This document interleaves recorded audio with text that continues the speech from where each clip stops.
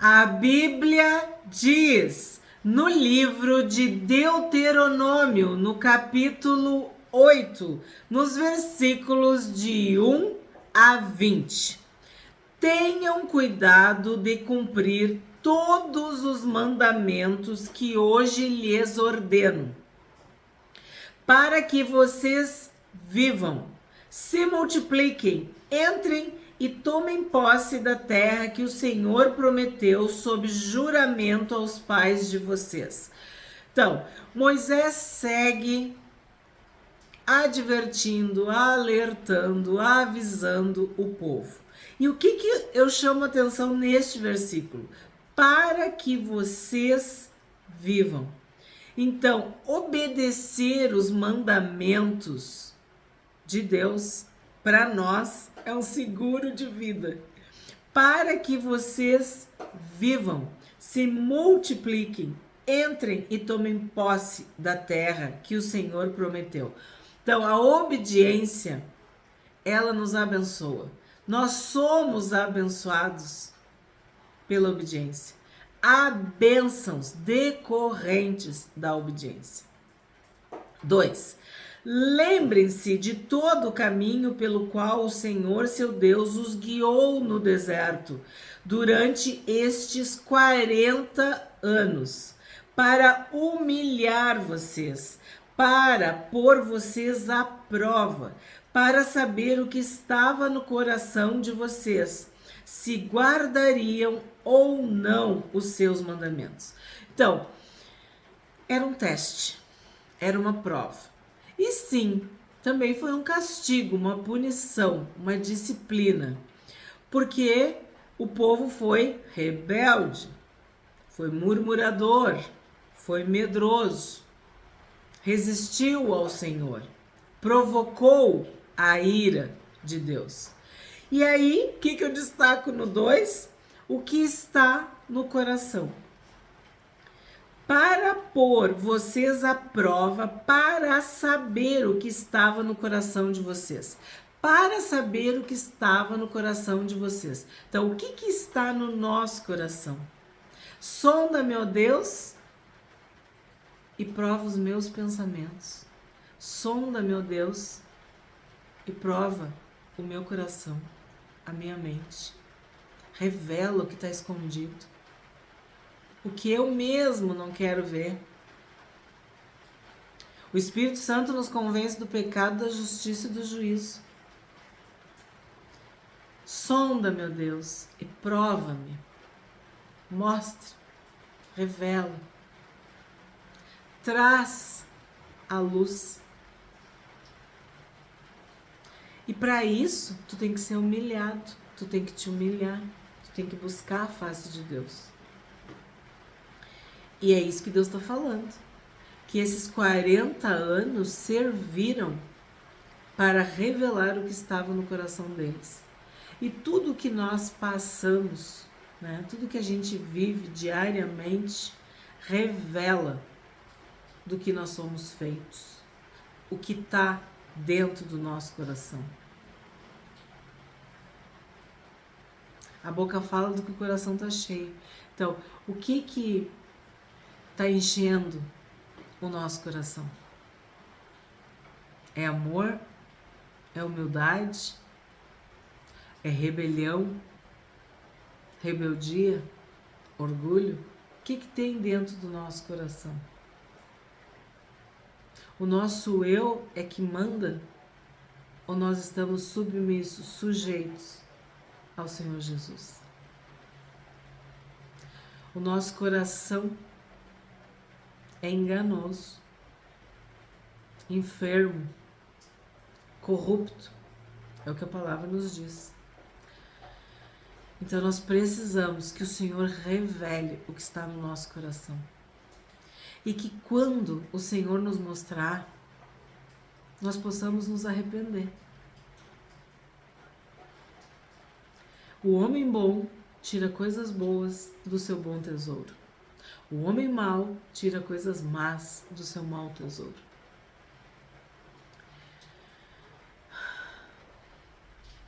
Que o Senhor mostre para cada um de nós o que está no nosso coração. Se for bom, glória a Deus. Se for mal, que nós possamos ter a humildade de reconhecer e nos arrependermos, nos consertarmos com o nosso Deus. 3.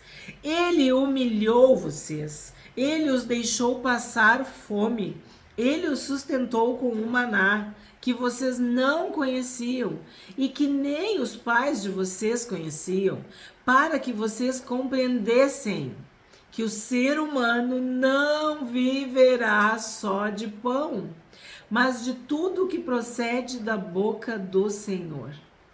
Nem só de pão viverá o homem e nem a mulher, nem só de pão as pessoas viverão, mas de toda palavra que procede da boca de Deus. Palavras do Senhor Jesus. Jesus no deserto, na tentação diante de Satanás, ele respondeu o que está escrito. Lembra que eu falei para vocês a Bíblia que Jesus lia? Pois então, Jesus lia Deuteronômio. Jesus lia Gênesis, Êxodo, Levítico e Números, porque ele citava, ele mencionava, ele lembrava, ele falava. E na tentação, quer dizer, no momento mais difícil, ou nos momentos mais difíceis, diante do próprio Satanás, do próprio diabo, ele diz: nem só de pão as pessoas viverão, mas da palavra que procede da boca de Deus. E isso é uma lição para nós. O nosso Deus, ele é altíssimo, soberano e poderoso. E tudo que ele criou pela palavra, pela sua própria palavra. E nós, seres humanos, muitas vezes criamos uma realidade triste, miserável, infeliz, desgraçada, porque falamos o mal, porque amaldiçoamos, porque murmuramos, porque mentimos. Então, tu vai te alimentar de todas as tuas palavras. Todas as palavras são sementes. E elas vão germinar, vão dar frutos. E tu vai ter que te alimentar disso. Então, se são palavras de Deus na tua boca, tu vai viver. Porque aquilo procede de Deus. Aquilo é o próprio Deus. Porque a Bíblia é a palavra de Deus. Então, tu não vai viver só de pão, mas de tudo que procede da boca do Senhor. 4. Durante estes 40 anos, as roupas que vocês usavam não envelheceram e os seus pés não ficaram inchados. Vocês já tinham lido esse versículo?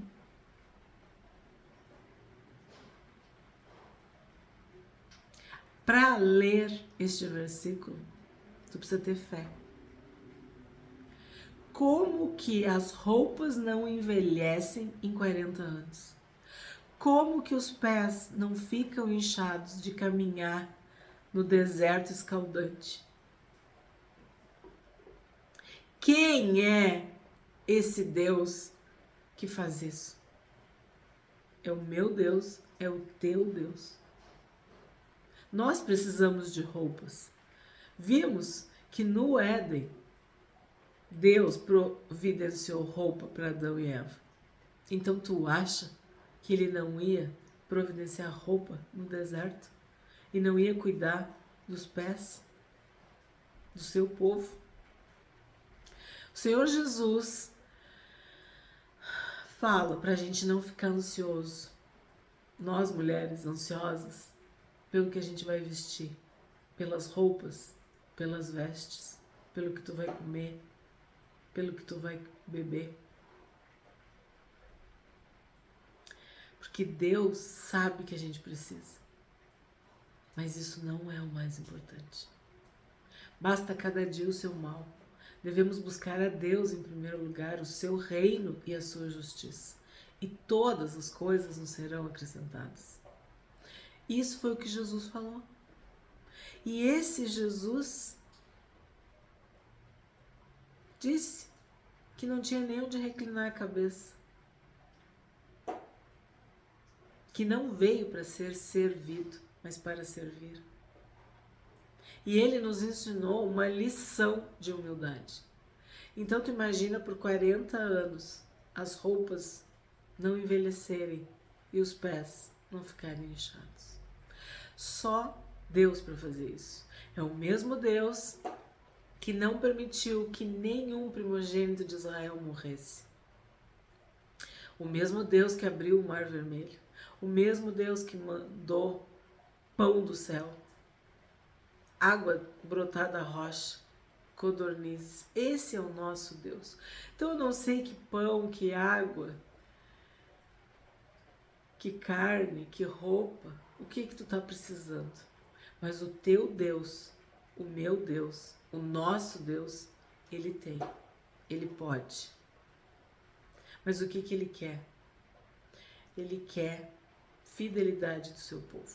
Ele quer santidade do seu povo. Ele quer obediência do seu povo. 5. Portanto, saibam em seu coração que assim como um homem disciplina o seu filho, assim o Senhor, seu Deus, disciplina vocês. Então, o que acontece? O povo sofreu. O povo estava no deserto. O povo estava sendo provado, testado. E aqui fala de algo muito sério, que é a disciplina, que é o castigo, que é a punição, que é a correção. E aí nós vamos ver em Provérbios esse texto, que é o que eu digo para vocês, que eu estou me esforçando para mostrar para vocês, que toda a Bíblia se explica, que toda a Bíblia está conectada, que tudo para nós é palavra de Deus e nós não devemos desprezar nada, nenhum ponto, porque Deus inspirou a Bíblia, o Espírito Santo escreveu a Bíblia e o que nós queremos é saber o que a Bíblia diz, o que a Bíblia ensina.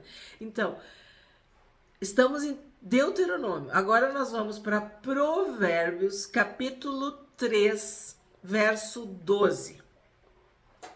Porque o Senhor repreende a quem ama, assim como um pai repreende o filho a quem quer bem. Quando tu ama, tu repreende. Quando tu ama, tu quer fazer parte da solução e não do problema. Tu quer ajudar, tu quer ensinar, tu quer a melhor versão daquela pessoa ou daquela situação. Então, um pai, ele quer que seu filho seja o melhor. Então, por isso, ele repreende. Por isso, ele disciplina. Por isso, ele educa. Por isso, ele corrige. Vamos para Hebreus, capítulo 12. Ambos capítulos já temos vídeos no canal, tá? Hebreus capítulo 12, 5, 6 e 7. Filho meu, não despreze a correção que vem do Senhor, nem desanime quando você é repreendido por ele. Porque o Senhor corrige a quem ama e castiga todo filho a quem aceita. É para a disciplina que vocês perseveram. Deus os trata como filhos. E qual é o filho a quem o pai não corrige? Então, não acreditem nessa história de Deus é bom, Deus não castiga. Deus é pai e sim, ele castiga, corrige, disciplina, ensina. Usa a palavra que tu quiser, mas entenda que nós erramos, nós tropeçamos em muitas coisas e um pai amoroso, amável, comprometido conosco, aliançado conosco, não vai nos deixar no erro. Ele vai nos purificar, nos lavar, nos santificar. E quem faz isso é a disciplina, é a correção, é a instrução. Então, o que tu tá vendo aqui em Deuteronômio, capítulo 8, verso 5? Saibam em seu coração que assim como um homem disciplina o seu filho, assim o Senhor, seu Deus, disciplina vocês. Então, um pai disciplina seu filho. 6. Guardem os mandamentos do Senhor, seu Deus, para que vocês andem nos seus caminhos e o temam. Porque o Senhor, o Deus de vocês, os faz entrar numa terra boa, terra de ribeiros de águas, de fontes, de mananciais profundos, que saem dos vales e das montanhas, terra de trigo e cevada, de vinhas, figueiras e romanzeiras, terra de oliveiras, de azeite e mel, terra em que vocês não terão escassez e em que não lhes faltará nada, terra cujas pedras são ferro e de cujos montes vocês extrairão o cobre. Vocês comerão e ficarão satisfeitos e louvarão o Senhor seu Deus pela boa terra que ele lhes deu. Então aqui de novo é a expressão da graça de Deus, das bênçãos de Deus, do amor de Deus, das misericórdias de Deus se renovando sobre o povo de Israel, sobre cada um de nós. Nós recebemos a maior das graças, que é a salvação em Cristo Jesus. Então esta boa terra nos foi dada, porque Deus amou o mundo que deu o seu Filho. E o que nós devemos fazer? Louvar, adorar a Deus por tudo que Ele nos deu. E sim, nós somos gratos por todas as bênçãos, mas acima de tudo pela salvação, pelo perdão, pela cura, pela libertação, pela santidade e santificação, pela presença do Espírito Santo em nós. Nós somos gratos pelo novo nascimento, pela nova vida em Cristo. E o povo aqui estava recebendo tudo isso simbolizado na terra. Toda a provisão, todo o amor, todo o cuidado de Deus. Tudo isso estava simbolizado na terra que mana leite e mel. Então, eles tinham que lembrar de tudo que Deus deu para eles, de toda a boa dádiva, de todo o dom perfeito. E nós também, diariamente, devemos agradecer a Deus por todas as boas dádivas, por todos os presentes, por todas as bênçãos, mas acima de tudo, pelo Filho, pelo Senhor Jesus, que morreu a nossa morte, que nos salvou, que nos livrou, que nos libertou, que nos abençoou com toda a sorte de bênçãos espirituais. 11. Tenham cuidado de não se esquecer do Senhor, seu Deus. Tu observa que aqui nós temos lembrar e não esquecer. É um exercício diário. Lembrar e não esquecer. Tenham cuidado de não se esquecer do Senhor, seu Deus, deixando de cumprir os seus mandamentos, os seus juízos e os seus estatutos que hoje lhes ordeno. Não aconteça que depois de terem comido e estarem fartos, depois de haverem edificado boas casas e morado nelas, depois de se multiplicarem o seu gado e os seus rebanhos, e aumentar a sua prata e o seu ouro, e ser abundante tudo que vocês têm, se eleve o seu coração e vocês se esqueçam do Senhor, seu Deus, que os tirou da terra do Egito, da casa da servidão, que os conduziu por aquele grande e terrível deserto, de serpentes abrasadoras, de escorpiões e de aridez, onde não havia água, e que fez sair água da rocha para vocês beberem, que no deserto os sustentou com maná, que os pais de vocês não conheciam, para humilhar vocês, para pôr vocês à prova, e afinal lhes fazer bem. Então, tu tem que lembrar das coisas boas e tu não pode te esquecer do Senhor. Tu tá sendo provado, testado, para saber se o justo vai viver pela fé, se ele vai perseverar. É uma peregrinação no deserto. São muitas provações, muitas dificuldades. E aqui Moisés enumera, né? Grande e terrível deserto, serpentes abrasadoras, escorpiões, aridez, falta d'água, falta de comida. O que isso tudo produziu? Humilhação. Para humilhar vocês, para pôr vocês à prova e afinal lhes fazer bem. Então, tu passa pelo fogo para que tu te torne mais precioso. As provações, as dificuldades nos tornam sábios, experimentados, se nós aceitarmos, se a gente tiver um coração humilde, se a gente realmente quiser aprender mais de Deus. Mas tem aqueles que se rebelam, que se revoltam, que resistem. O sol derrete a manteiga, mas endurece o barro. Então, as provações podem fazer a pessoa amolecer, se dobrar, se humilhar, se sujeitar, se quebrar na presença de Deus, se quebrantar, louvar, adorar, se humilhar. Mas as provações podem fazer a pessoa ficar irada, revoltada, perder a fé, murmurar, amaldiçoar, resistir, entende? É o coração de cada um de nós. O que está no nosso coração vai vir à tona. Quando a gente passa pelo fogo, a gente mostra do que a gente é feito. É uma prova, é um teste, é uma observação, é um exame.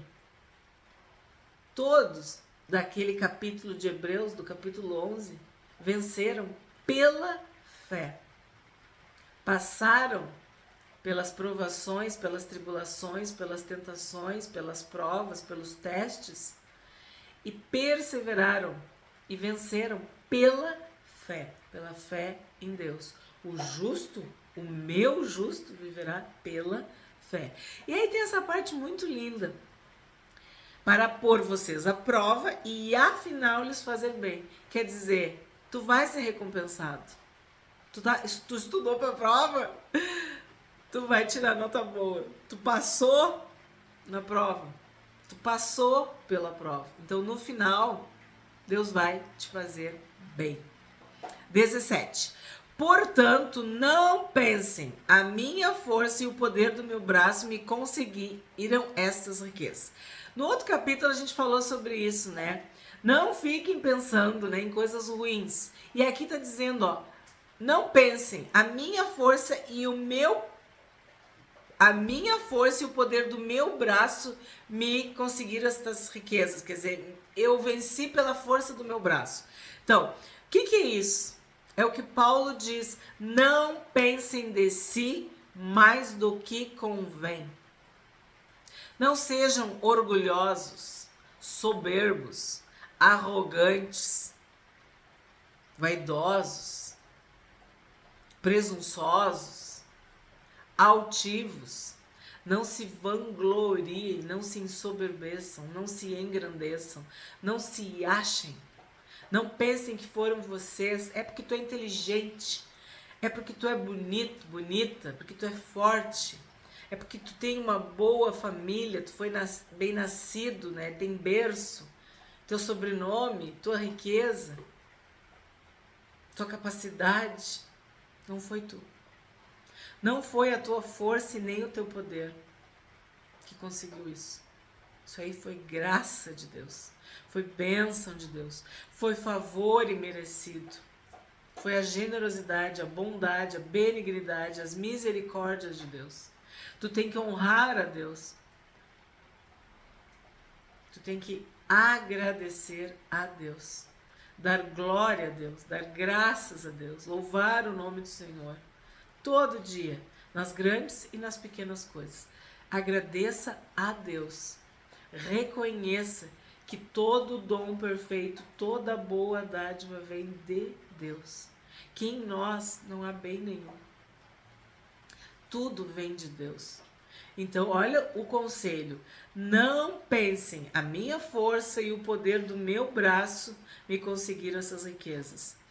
Pelo contrário, lembrem-se do Senhor seu Deus, porque é Ele quem lhes dá força para conseguir riquezas, para confirmar a sua aliança, que sob juramento prometeu aos pais de vocês, como hoje se vê. Então, o que a gente vê? Que é Deus que abençoa, é Deus que escolhe, que elege, que diz, este vai prosperar, esse vai enriquecer. Porque é a bênção do Senhor que enriquece.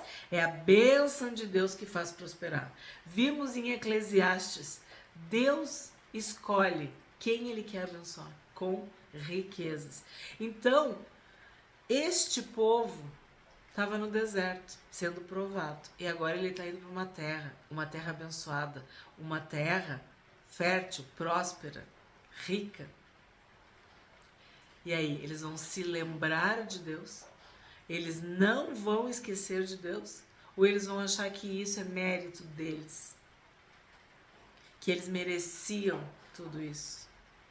Como muitos de nós, em muitas circunstâncias da nossa vida, acham. Ah, fui eu que fiz, fui eu que estudei, fui eu que trabalhei, fui eu que me sacrifiquei. É dom de Deus, é graça de Deus, é favor imerecido de Deus, é bênção de Deus. É Deus quem nos dá. É Ele quem lhes dá. É isso que a gente tem que lembrar. 19. Se vocês se esquecerem, ó como eu estou dizendo para vocês, lembrar e esquecer, lembrar e esquecer, lembrar e não esquecer. Moisés tá fazendo esse, vamos dizer assim, trocadilho, essa alternância. 19.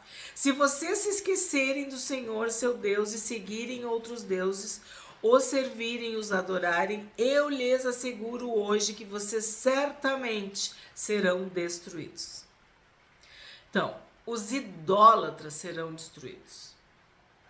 Deus não divide a glória dele com ninguém.